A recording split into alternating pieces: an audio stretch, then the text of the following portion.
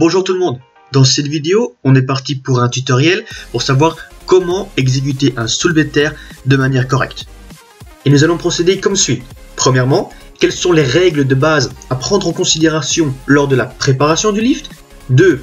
Quelles sont les techniques à respecter durant le lift? Et 3. Quelles sont les erreurs à éviter à tout prix? Et l'on va commencer avec la position des pieds. La barre doit être placée à la moitié de la plante des pieds. Pour comprendre ce fait, il suffit de s'imaginer essayer de soulever un objet qui se trouve genre à 1 mètre ou même à 50 cm devant soi. Si l'objet est un minimum pesant, c'est quasiment impossible. C'est pourquoi on veut que la barre soit le plus proche possible de nous sans pour autant la coller, car en pliant les jambes, nos tibias ne doivent surtout pas être gênés par la barre. Il est temps maintenant d'aller attraper cette barre. Et attention aux erreurs. Si vous pensez à aller chercher la barre simplement avec vos mains en vous penchant, vous allez avoir tendance à beaucoup trop courber le dos. Non, au contraire, il suffit simplement de faire comme à l'écran, poser les mains sur les cuisses, plier les jambes et laisser glisser les mains vers la barre. Votre dos sera ainsi dans la position adéquate. Pour ce qui est de la position des mains, les mains sont en pronation un peu plus écartées que les épaules. En inversant la prise d'une des deux mains, soit une main en pronation, l'autre en supination, on empêche la barre de rouler, ce qui permet de maintenir des charges beaucoup plus importantes. Ensuite, pensez à rentrer les coudes, ce qui va permettre de mieux se fixer à la barre et d'encore mieux engager le grand dorsal. Et si toutes ces conditions sont réunies, vous êtes désormais parti pour exécuter un soulevé de terre des plus acceptables. Et pour vous faciliter la tâche, essayez de toujours garder ce schéma en tête lors de votre position de départ. Les épaules et les genoux sont quasiment alignés et le niveau des hanches est entre celui des genoux et celui de la tête.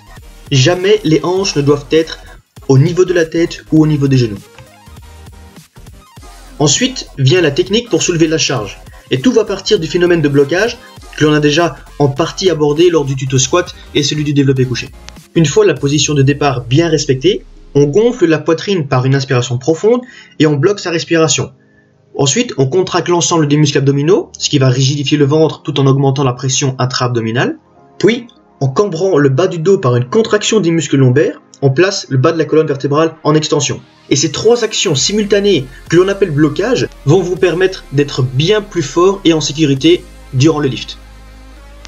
Tout cela exécuté, il est temps de soulever la barre en tendant les jambes et en la faisant glisser le long des tibias.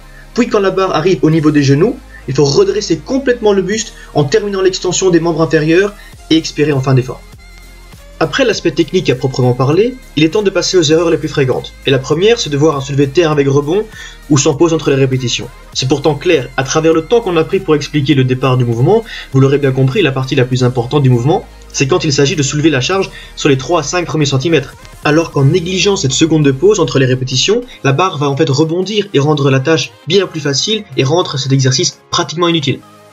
Veillez donc bien à toujours respecter cette pause et à réaccomplir le phénomène de blocage avant chaque répétition. La deuxième erreur la plus fréquente est de voir un deadlift durant lequel le dos va rondir.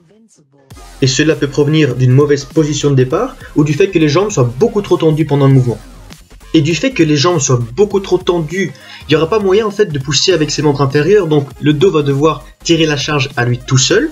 Et si la charge est trop importante pour le dos, on va voir apparaître ce phénomène de dos rond, qui vous l'avez déjà compris, est super dangereux pour la colonne vertébrale. C'est pourquoi il faut également compter sur la force de ses jambes et pousser à l'instar d'un squat, tout en se redressant pour que le dos et jambes travaillent simultanément. C'est la seule façon de pouvoir à terme soulever des charges bien plus lourdes et donc oui, bien s'amuser avec ce lift.